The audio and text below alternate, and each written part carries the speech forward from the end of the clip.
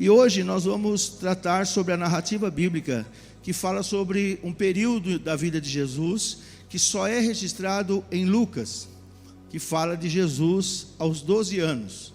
Nós vamos ver então a importância e a possibilidade da obtenção da inteligência espiritual. É isso que eu quero compartilhar com vocês, inteligência espiritual e também um pouquinho, vou falar só um pouquinho, não dá para falar muito, sobre a inteligência emocional. Eu quero até me comprometer a, durante o ano, aí, em algum período, eu tratar sobre isso, mas talvez teríamos que fazer uma série de mensagens, porque é muita coisa para falar, mas vamos pensar nisso. Eu quero ler então Lucas capítulo 2, do versículo 42 até o 47, que diz assim: quando ele completou 12 anos de idade, eles subiram à festa conforme o costume. Que festa? Bar Mitzvah. Vou falar um pouquinho sobre isso daqui a pouco. Terminada a festa, voltando seus pais para casa, o menino Jesus ficou em Jerusalém, sem que eles percebessem. Pensando que ele estava entre os companheiros de viagem, caminharam o dia todo. Então começaram a procurá-lo entre os seus parentes e conhecidos. Não o encontrando, voltaram a Jerusalém para procurá-lo. Depois de 3 dias, o encontraram no templo, sentado entre os mestres, ouvindo-os e fazendo-lhes perguntas. Todos os que o ouviam ficavam maravilhados com o seu entendimento e com as suas respostas. Então, é um texto que só está em Lucas. Mateus não fala sobre isso, Marcos não fala sobre isso, João não fala sobre isso. Eu acho que aqui vale também uma rápida explicação, porque a diferença em algumas situações dos evangelhos. Muitos já perguntaram, por que 4 evangelhos? Por que não um só? Então, esses 4 evangelhos, eles vão abranger o religioso, o trabalhador, o intelectual e o espiritual. Por que o religioso? Mateus, quando ele escreve o seu evangelho, ele visa os judeus. Inclusive, é o único evangelho que foi escrito originalmente em hebraico. Depois ele foi traduzido para o grego. Os outros todos foram no grego, porque Mateus escreve para os judeus, mostrando que Jesus é o Messias. Tá? Marcos já escreve aos romanos, ele endereça aos romanos. Por quê? Para mostrar que Jesus era o servo perfeito. Interessante que você vai ver genealogia de Jesus em Mateus, a linhagem familiar de Jesus, que começa em Abraão. Por quê? Mateus estava tentando mostrar que ele era descendente de Abraão, né? E passa pela linhagem de Davi. Marcos não tem genealogia. Marcos quer falar que Jesus é servo, ele é trabalhador, ele veio para servir. Servo não precisa de genealogia, ninguém precisa saber de onde ele veio nem para onde ele vai. E quando você lê o evangelho de Marcos, Jesus nunca para, está sempre em movimento, sempre fazendo alguma coisa. Lucas já escreve aos gregos, ele endereça aos gregos, porque os gregos buscavam o homem perfeito, tanto no físico quanto no intelectual. É por isso que tinha as Olimpíadas, aquelas disputas, porque eles buscavam o homem perfeito, não somente no corpo, mas também no intelecto. E é por isso então que Lucas registra algo extraordinário de alguém sábio e inteligente aos 12 anos de idade. Os outros não escrevem sobre isso, não é? Então, é muito interessante essa questão. E Lucas, a genealogia de Jesus vai até Adão. Mateus começa a partir de Abraão. Lucas vai até Adão. Por quê? Primeiro homem, não é? Então ele mostra para os gregos que Jesus é esse homem perfeito, né? Daqui a pouco eu vou mostrar um versículo para vocês que mostra isso. E aí João, ele já escreve para a igreja, não é para um determinado povo. Enquanto Mateus quer mostrar que Jesus é o Messias, Marcos, que ele é o servo perfeito, Lucas, que ele é o homem perfeito, João quer mostrar que Jesus é Deus. E por isso não tem genealogia, porque Deus não tem genealogia. Vamos aplaudir o Senhor e glorificar o seu nome por isso. Glória a Deus. E agora então, nós vemos esse registro. Olha o versículo 47 diz: todos os que o ouviam ficavam maravilhados com o seu entendimento e com as suas respostas. Um menino de 12 anos. Mas algo antes já mostra alguma coisa. Lucas 2,40, por favor, coloque aí. O menino crescia e se fortalecia, enchendo-se de sabedoria, e a graça de Deus estava sobre ele.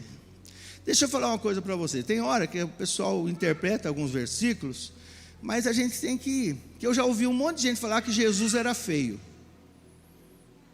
Porque lá fala que olhando nós para ele, nenhuma beleza víamos para que o desejássemos. Queridos, ali está descrevendo o momento em que Jesus está carregando a cruz. Quem vai estar bonito de depois de passar uma noite inteira sendo açoitado, carregando um peso? Quem que vai estar bonito? Mas eu não posso acreditar que Jesus era feio. Não tem como. Uma pessoa maravilhosa como ele não... Essa questão também de feiura é gosto, né? Você está com esse marido aí, para mim é um baita de um homem feio. Se eu fosse mulher, eu não casaria com ele, né? Mas você casou. Não quero saber da sua história. Você casou. Brincadeira, esse negócio de gosto. Aí o pessoal já fala que um gosta do olho, outro gosta da remela. Isso é coisa de falar, pelo amor de Deus. Mas esse negócio de beleza é relativo, não é? Mas eu não acredito que Jesus era feio. Tem gente, não, mas olhando, ali está descrevendo o momento que ele está sendo crucificado. Não tem como você ficar bonito. É a mesma coisa, por mais bonito que a pessoa seja, vê ela de manhã, que ela acorda. Só Jesus na causa, né? Só Jesus na causa. Então, ainda bem que depois você se arruma e tudo mais.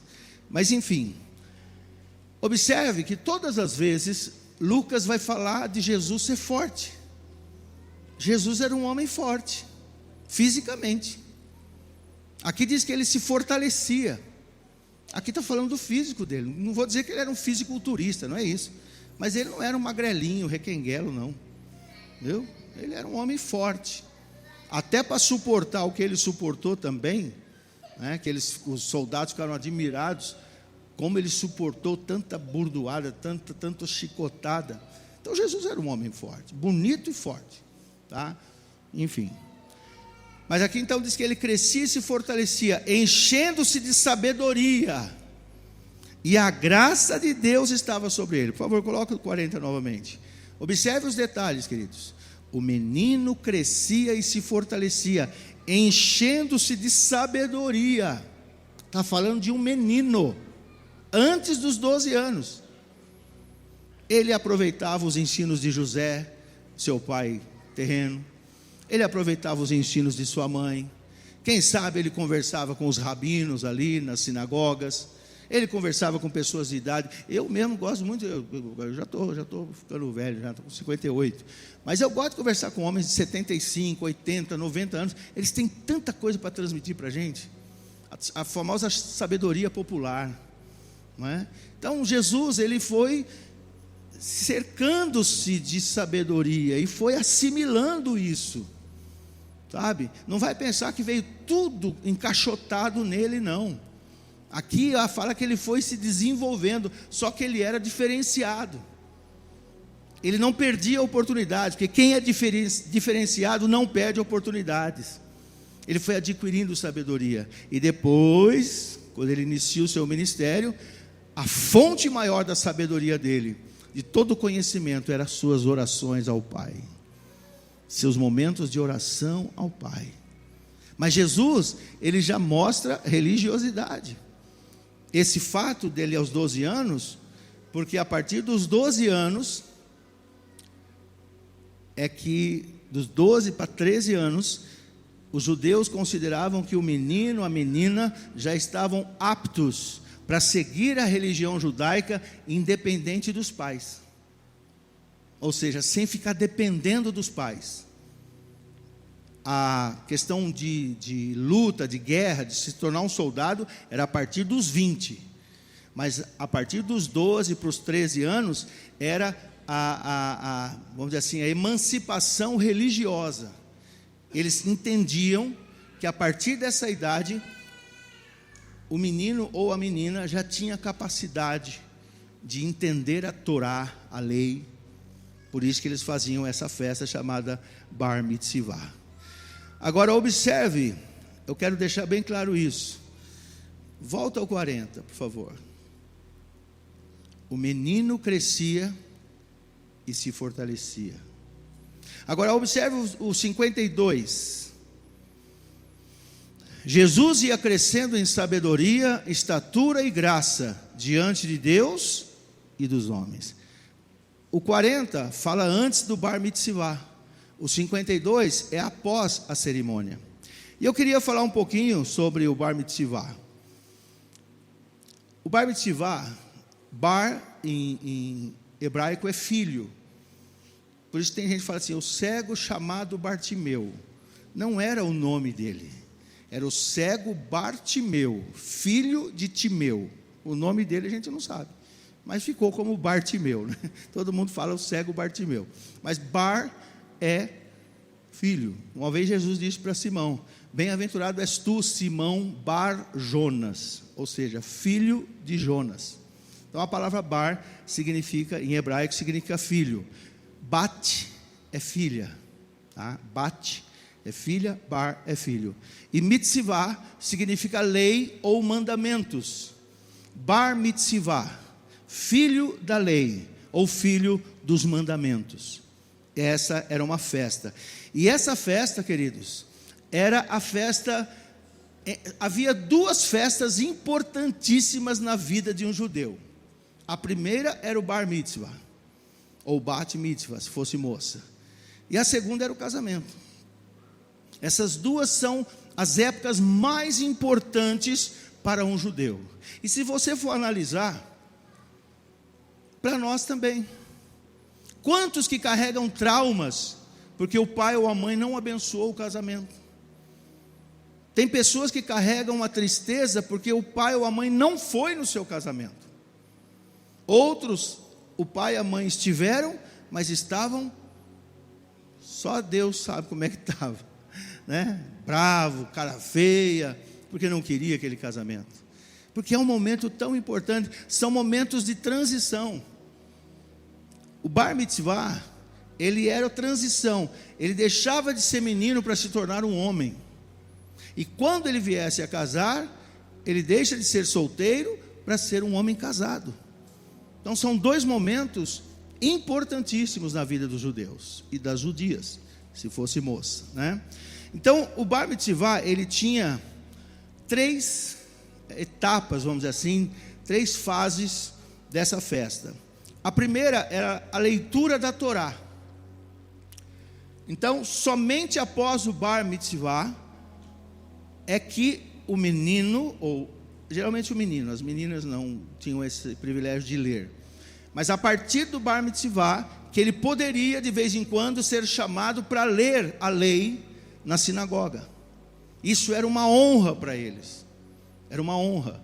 Mas para passar pelo Bar Mitzvah, eles passavam por um treinamento, por um estudo de 2 anos, e aí eles iam nesse determinado dia e passavam por uma prova oral, onde os rabinos, os mestres, faziam perguntas para eles sobre a lei. E se eles respondessem então corretamente, aí eles iam para uma festa. Eu tive o privilégio de ver, embora talvez de uma forma moderna, mas em 2015, quando fomos a Israel, nós presenciamos 2 Bar Mitzvah, e eu percebi que um era de alguém mais normalzinho, no sentido social, e o outro a gente percebia que era alguém de grana, porque o menino, o segundo, chegou numa limusine. É lógico que você aluga uma limusine, mas não é barato você alugar uma limusine. E pelas roupas dele, as roupas dele eram muito chiques, e as pessoas ao redor. Nós estávamos ali no templo em Jerusalém, quando eles chegaram, e eles faziam uma festa. Nós não presenciamos isso, porque talvez ou aconteceu depois que nós vimos, ou antes.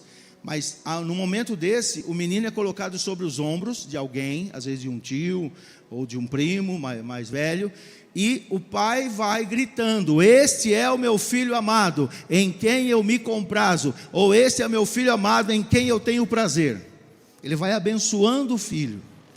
E é interessante que quando Jesus sai da água, no batismo, que vamos dizer assim, ali era o início do ministério de Jesus, ouve-se uma voz do céu que diz: este é o meu filho amado, em quem eu me comprazo. Era como se fosse ali o pai agora dando a bênção, porque é importante você receber a bênção do pai. Faz muita falta isso. Daqui a pouco eu vou falar mais sobre isso. Mas então, essa leitura da Torá era significativa. Então, eles entendiam que a partir desta idade, a criança, aliás, o menino, que agora estava se tornando um homem, era capaz de interpretar a história, os valores transmitidos. E é uma coisa interessante, que essa palavra mitzvah, além de estar ligado à lei e a mandamento, mas sabe que toda a palavra hebraica, ela tem o que nós chamamos de raiz. Então, a raiz de uma palavra, ela vai se subdividindo em termos, mas ela tem uma raiz. E a raiz da palavra mitzvah é conexão. Ou seja, eles entendiam que a partir daquele momento, aquele menino não estava mais seguindo o judaísmo porque o pai era, porque a mãe era, não. Ele estava se conectando com Deus. Era um ajuntamento, uma conexão. Outra coisa que tinha no Bar Mitzvah, que tem ainda até hoje, é o tefilim. São pequenas faixas pretas amarradas na altura do peito do jovem e espalhadas ao longo dos seus braços. Essas faixas de couro simbolizam a busca pela coerência entre tudo aquilo que pensa, sente e faz. Olha só. E eu lembro que foi uma coisa que me chamou a atenção, naquele menino que eu falei que parecia de alguém um pouco mais de posse, os filactérios que ele tinha, inclusive realmente no braço, brilhavam muito.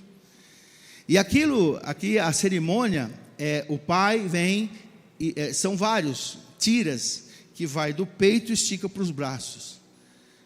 E ali, pessoas da família, escolhidas antecipadamente, vão enrolando. Vem um e passa um filactério, vem outro e passa outro. Mas observe, queridos, a busca pela coerência entre aquilo que pensa, sente e faz. Tem tudo a ver com a palavra de hoje, que é inteligência espiritual e inteligência emocional. Ontem nós falamos sobre a inteligência intelectual. E vale lembrar que Salomão recebeu inteligência intelectual. Como eu disse ontem e repito, tanto que ele pisou na bola. Por um bom período da sua vida ele se afastou de Deus. Certo? Então ele recebeu inteligência intelectual. Agora hoje nós estamos falando de inteligência emocional e espiritual. E é o que nós vemos por trás dessa festa. Sabe, uma coisa que eu quero abrir um parênteses aqui e falar. Talvez você pense, isso é bobeira, isso é uma cerimônia. É apenas uma cerimônia. Irmãos, é uma cerimônia de transição. Porque o menino, ele estava dentro da crença, da cultura judaica, ele estava deixando de ser menino para se tornar um homem. Sim, aos 13 anos. De 12 para 13 anos. E eu confesso para vocês, algumas coisas a gente pesquisa e lê, mas teve um detalhe que o Senhor me fez chamar a atenção, não li em lugar nenhum. Não estou falando isso para me engrandecer, mas estou sim.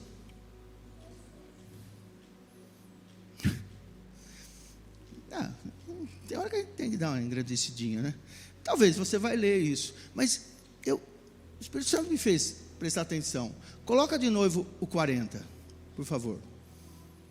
O menino crescia e se fortalecia, enchendo-se de sabedoria, e a graça de Deus estava sobre ele, beleza? Isso é antes do Bar Mitzvah. Aí acontece o Bar Mitzvah, aquele enredo todo, que Jesus acaba ficando em Jerusalém, blá, blá, blá. Mas olha como vai o 52. É o mesmo contexto. Jesus ia crescendo. Com 40 fala, o menino ia crescendo. A partir do momento que ele passa pelo bar mitzvah, ele deixa de ser menino. E Jesus ia crescendo em sabedoria, estatura e em graça. Desculpa ser repetitivo, mas é para vocês entenderem. Volta no 40. Você vai ver que o versículo é quase igual. O menino crescia e se fortalecia, enchendo-se de sabedoria, e a graça de Deus estava sobre ele. Eu vejo aqui questões físicas, intelectuais, emocionais e espirituais. Mas volta no 52. Jesus ia crescendo em sabedoria, estatura e graça, diante de Deus e diante dos homens. Porque a partir do momento que ele passa por aquela cerimônia, não era mais o menino Jesus, era o homem Jesus. Então, queridos, alguém fala assim, mas isso sabe, o que eu quero falar mais uma vez, não é fácil decorar, mas se você conseguir entender, é interessante. A diferença de tradição e tradicionalismo. Não todas, mas a maioria das palavras que termina em ismo, esse termo ismo, ele é meio que pejorativo, sabe? Ele é meio que dizendo que daquilo que está se falando houve mudança, não é bem assim, não é tão bom assim. Então, por exemplo, tradição, um negócio interessante. Tradicionalismo não é interessante. Por quê? Há um ditado que se diz, tradição, no caso aqui de tradições cristãs, tradição é a fé viva dos que morreram, e tradicionalismo é a fé morta dos que vivem. Tradição, algo foi iniciado por alguém com a melhor das intenções, um negócio bacana, negócio interessante, importante, virou uma tradição. Só que o tempo vai passando, e aquela tradição vira tradicionalismo. Ou seja, as pessoas, os primeiros faziam e sabiam o que estavam fazendo, o porquê estavam fazendo. O tradicionalismo não, faz por fazer. Eu já contei diversas vezes a história, né, do menino no quintal. Na verdade, o menino estava brincando na rua, e houve uma época em que o domingo passou a se tornar sagrado, né? No começo era o sábado, depois mudou para o domingo, o seu dia do Senhor e tal. Então as pessoas não faziam nada a não ser ir para a igreja e só, né? Era um dia de devoção a Deus. E o menino estava na rua brincando, e a mãe, crente, gritou com ele: filho, para de brincar, hoje não pode. Por quê, mãe? Porque é domingo. Mãe, sabe como é criança, né? Mãe, tá bom, vem para dentro, brinca no quintal. E moleque, você sabe como é que é, né? Ele passou pela mãe e falou assim: mãe, mas no quintal também não é domingo? Você percebe? Ela só mandou ele entrar, por quê? Para os outros não verem. Isso é tradicionalismo.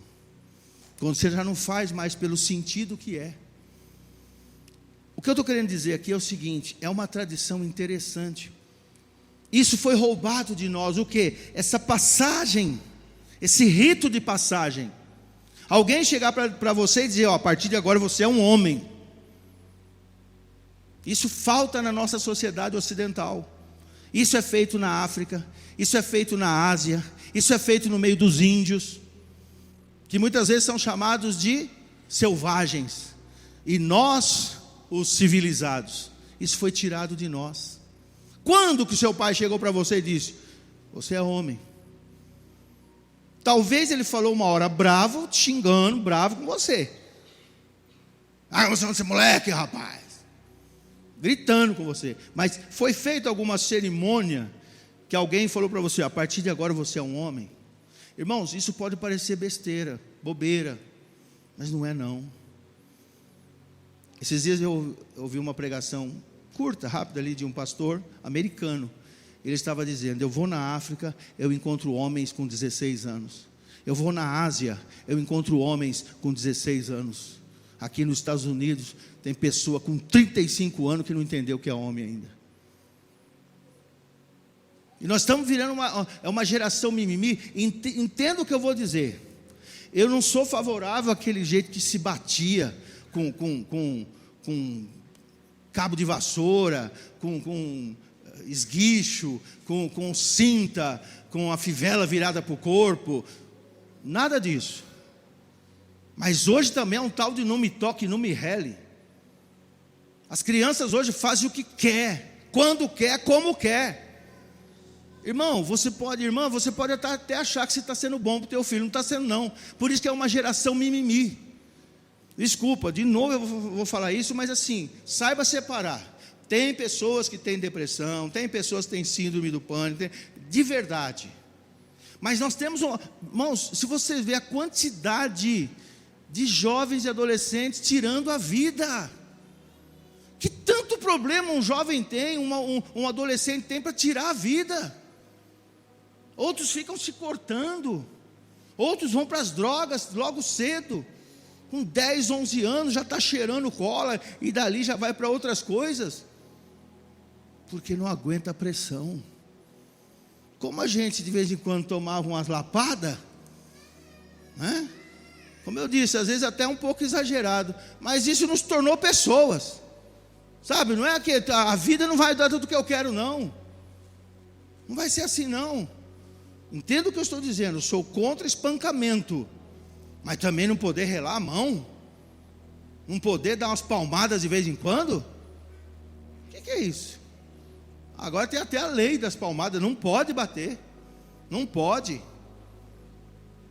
Qual a geração? Irmãos, antigamente a gente respeitava o professor, era sim senhor, sim senhora. Hoje as professoras estão apanhando dessa molecada.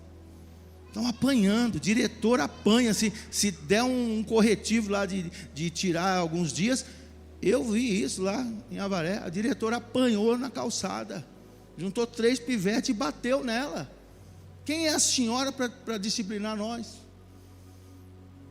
Essa geração, eu fico pensando daqui 10 anos como é que vai estar.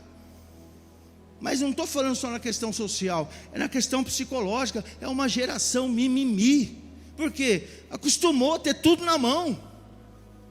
Mas só que também ninguém chegou para ele um dia, não houve uma festa, não houve um momento em que alguém falou: a partir de agora você é homem, você é responsável. Porque ele ficava 2 anos, desde dos 10 e meio, 11 anos, aqui fala 12 anos, mas já é beirando 13. Jesus estava com 12 anos e alguns meses, só que fala 12 anos. Mas ele ficou 2 anos aprendendo, fora os outros aprendizados. Era uma espécie de um vestibular para depois fazer a prova. E a lei, gente, não é fácil não. Aprender a Torá não é fácil não. E eles não sabiam que pergunta ia ser feita, então eles tinham que conhecer toda a lei. E para eles era uma vergonha se eles não passassem, por exemplo, porque a festa já era preparada com antecedência. Imagina a vergonha para o menino dizer: olha, ele não vai poder ter festa porque ele não passou. Então eles levavam a sério. Agora, Jesus levou muito mais a sério. Vamos aplaudir Jesus e glorificar o seu nome.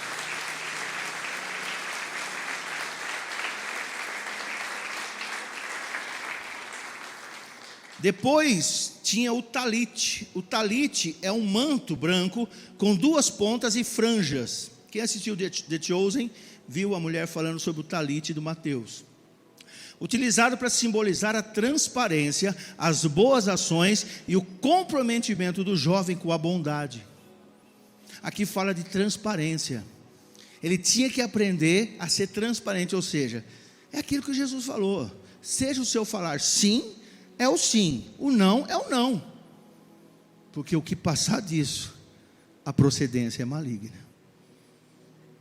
Então, meu irmão, o nosso sim tem que ser sim, e o não é não.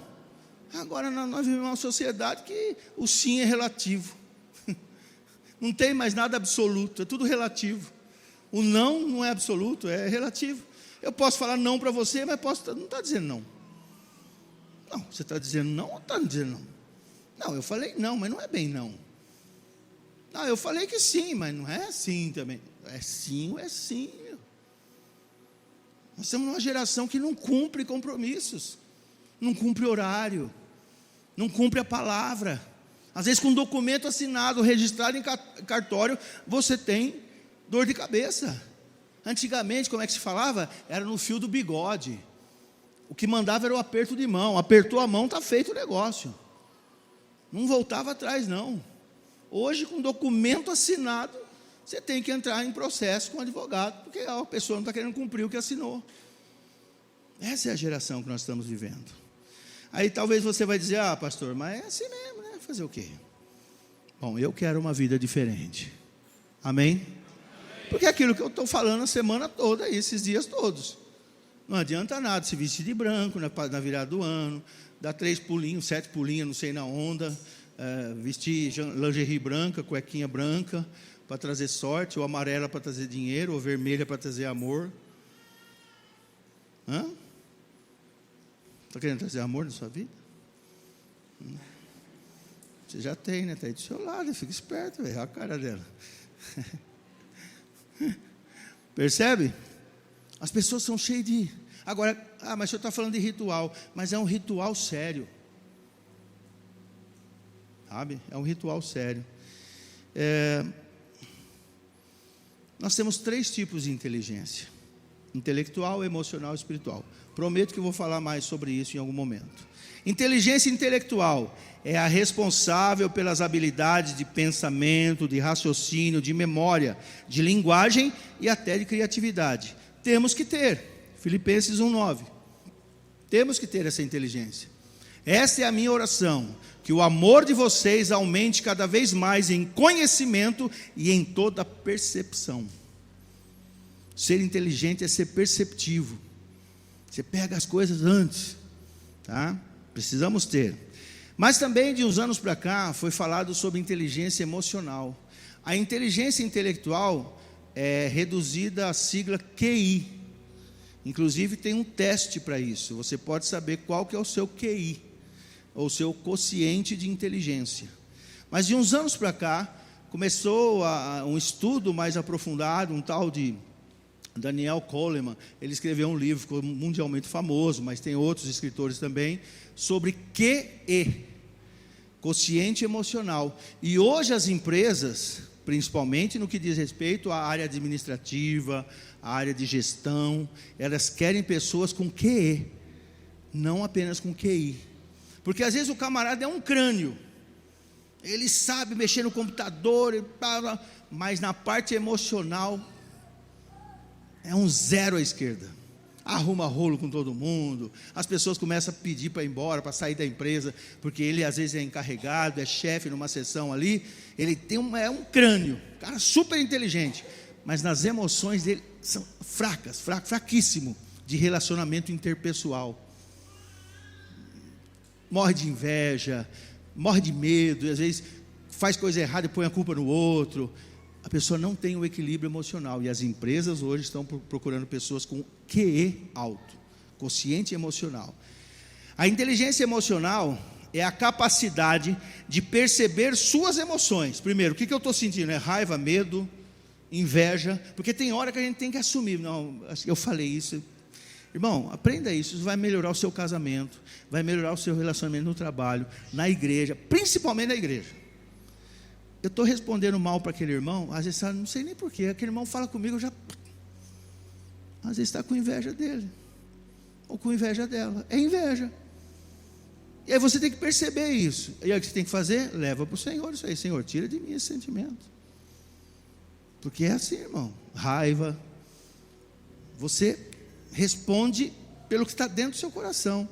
Então é a capacidade de perceber suas emoções, saber nomeá-las, você dá nome aos bois, entendendo seus gatilhos, porque a parte emocional tem um gatilho, uma música que você ouve, de repente, quando aquela música estava tocando, aconteceu alguma coisa ruim com você, lá na infância ou na adolescência, e o seu subconsciente captou a música, você lembra do acontecido, mas aquela música estava de fundo. Então toda vez que você escutar aquela música, vai disparar um gatilho nas suas emoções, daquilo que aconteceu naquele momento. Um cheiro, algo que você viu, um lugar, Tem gente que fala assim, meu marido não sabe, meus pais não sabem, mas eu odeio ir na casa da minha tia. E às vezes é uma casa tão linda, tão bem arrumada, mas aquela casa não traz boas lembranças para você. E dispara o gatilho. Então a pessoa com inteligência emocional, ele vai nomear, ele vai entender esses gatilhos, para então desenvolver formas de lidar com elas. Porque não adianta você saber tudo isso, mas como é que eu lido com isso?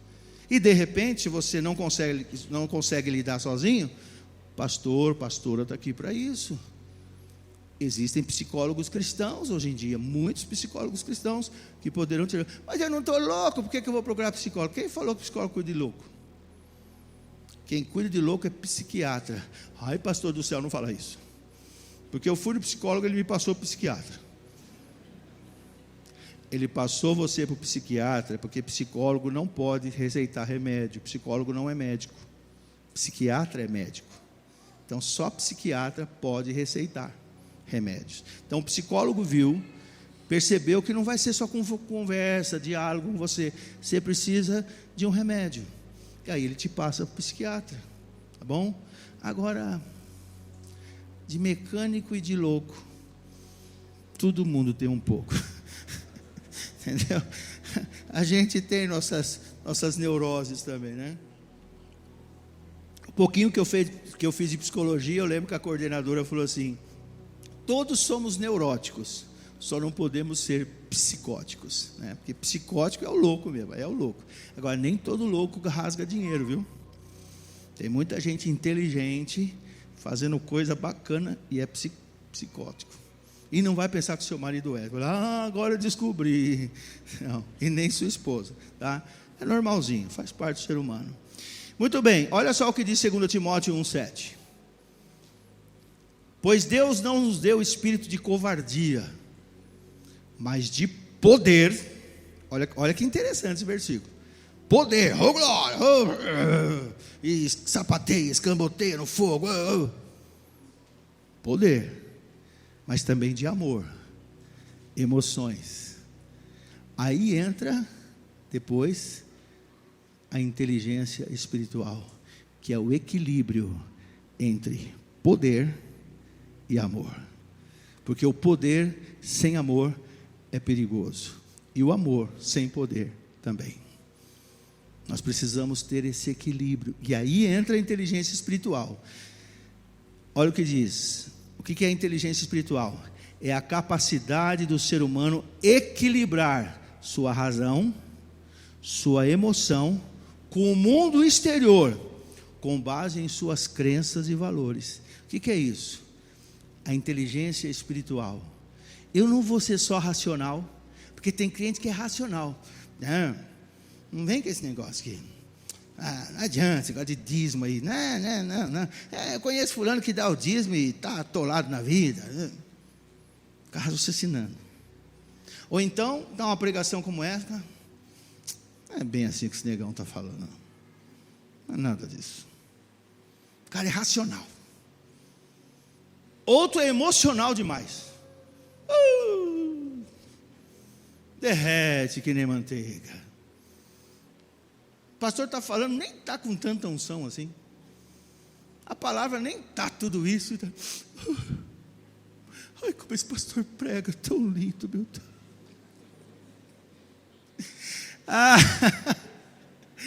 É aquela pessoa que é emocional demais. Porque você fala um negocinho, eu fico muito preocupado com essas pessoas que se alegram por qualquer coisa.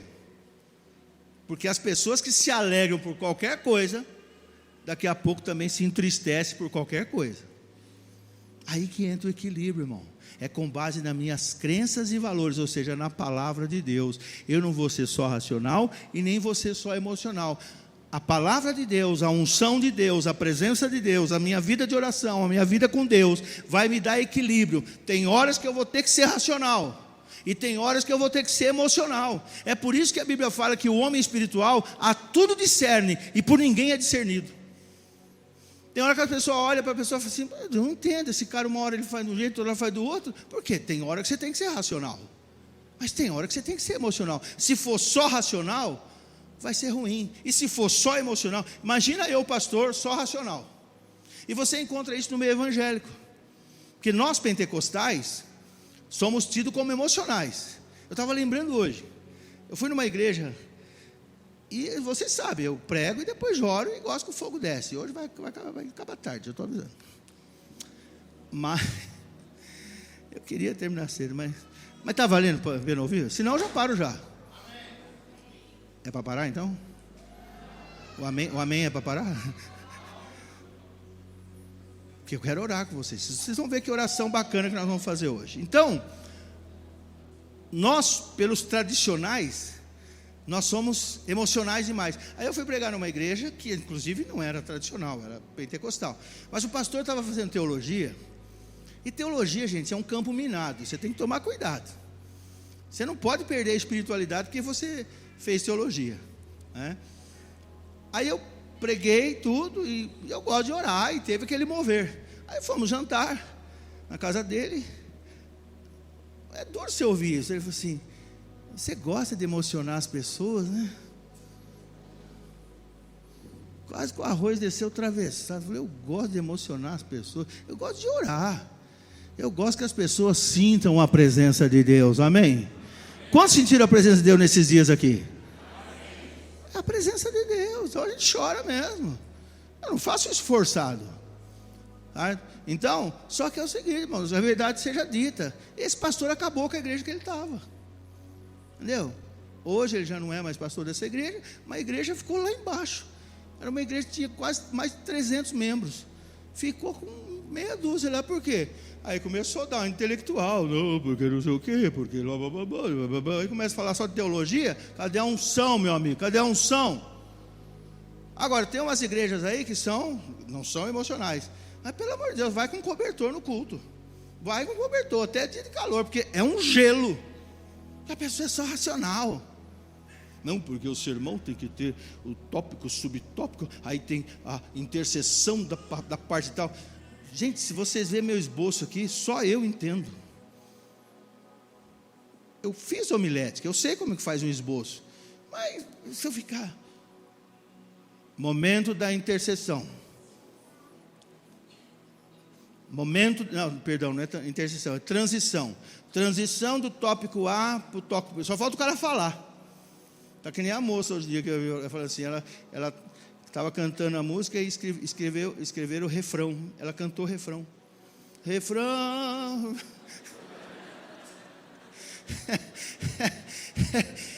A pessoa que começa a ler, aí daqui a pouco a pessoa começa. Momento da transição do tópico A para o tópico B. Eu estou falando aqui. Você está entendendo? Tomara que você esteja entendendo. Mas eu quero dizer isso, queridos, que você tem que ter essa capacidade de... A inteligência espiritual é isso, é o equilíbrio entre a razão e a emoção. Você nem vai ser só raciocínio e nem vai ser só emoção, porque vai ter hora que você vai ter que raciocinar. Jesus fazia isso, né? Não dá tempo de eu falar. Colossenses 1:9 para a gente orar.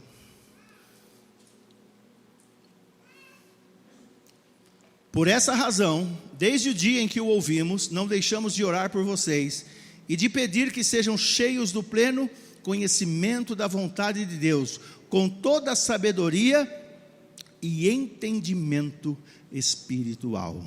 Tem uma outra versão que diz inteligência espiritual. Então existe inteligência espiritual, sim. Amém? Queridos, antes de eu orar, eu vou fazer um negócio aqui muito doido. Essa questão desse rito de passagem. Nós aprendemos num seminário que nós temos aqui, que se chama Veredas Antigas, e eu encorajo você a fazer. Você que não fez, nós vamos ter 5, né? 5 veredas antigas esse ano. Tem um que se chama Vencendo a Ira, e eu já tinha feito outros, mas quando fui fazer o Vencendo a Ira, eu falei para a Fábio, vamos lá para ver como é que é, porque a gente ministra, né? Então, tipo assim, não tem mais nada para... Aí eu fui ver, de vez em quando sobe uns negócios na gente, né? Aí quando você vê, você já falou. O outro também, que eu fui transformando corações, também fui, não tem muito o que fazer. né? E aí eu fui ver que eu estava com mágoa de Deus. Só que estava camuflado. Eu estava com mágoa de Deus. Aí o negão se debulhou, chorou que nem criança. Só que eu estou liberto, amém? Mas essa questão da passagem, o Veredas fala sobre isso. Nós não temos esse rito de passagem no Ocidente. O mais próximo que nós temos é o debutante, aos 15 anos, mas uma ou outra família que faz. E nós aqui fizemos algumas e fizemos o Bat Baraká, porque nós não temos mais mitzvah, porque nós não vivemos pela lei de Moisés, mas o Baraká é bênção. Então fazemos o Bar Baraká ou Bat Baraká, filho da bênção ou filha da bênção. Nós fazemos isso. Se você quiser, a gente faz, tá? Quando você quiser quando for fazer 15 anos. Mas, irmãos, eu já era pastor, novo ainda, mas já tinha sido presbítero. Eu fui consagrado presbítero aos 21 anos. Com 27 eu fui para o pastorado. E eu estava mais ou menos com uns 30 anos, já com 3 anos de ministério pastoral. E o que acontecia? Quando eu me via diante de problemas, eu me sentia um menino, incapaz. E eu me visualizava num cantinho, encolhido. Era assim, um marmanjão de 30 anos. Eu me sentia, parece que, não é que eu me sentia, eu queria arrumar um cantinho. Sabe criança quando arruma um cantinho para fugir do problema, da situação? Era assim, e eu me sentia assim. Só que eu já era pastor, era pai, era marido, eu tinha que resolver os problemas. Mas eu lutava com isso. E aí quando eu fiz o Veredas, eu entendi, falei, ninguém falou para mim que eu deixei de ser menino. E tem uma ministração que faz. Meu pai já era falecido, eu perdi meu pai com 15 anos. Aí eu pedi para um presbítero que estava fazendo ali o curso, o seminário. Falei, presbítero, você pode orar por mim e impetrar essa palavra de me liberar para a fase adulta da minha vida? Ele ficou até meio assustado. Eu, pastor? Sim, você é autoridade também, por favor. E ele orou por mim. Ele fez uma oração.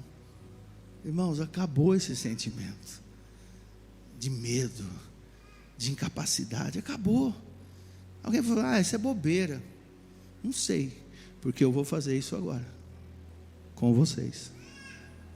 Amém? Eu vou fazer isso com vocês. Se você acreditar, acredite. Mas a verdade é que a gente tem esse sentimento. O pastor Craig Hill, ele fala que ele fez um seminário e um senhor de 80 anos levantou a mão e falou, pastor, eu sinto isso. 80 anos. Lógico que ele viveu, lógico que ele resolveu os problemas, mas sempre com esse sentimento. Eu vou fazer hoje algo, fazer agora, mas depois você pode fazer o seminário Veredas e fazer melhor ainda. Mas eu senti no meu coração de fazer isso hoje, porque é isso. Depois nós vamos orar, porque você vai ver. Depois você até testemunha, por favor. Eu não vou perguntar quantos sentem isso, porque de repente eu vou passar vergonha. Vai que ninguém sente, só eu sinto. Só eu sentia isso, mas eu tenho certeza que não. Esse sentimento fica na gente, parece, porque nunca, não foi feito. O judeu não tem isso. Você acha que é uma coincidência os homens mais ricos do mundo serem judeus?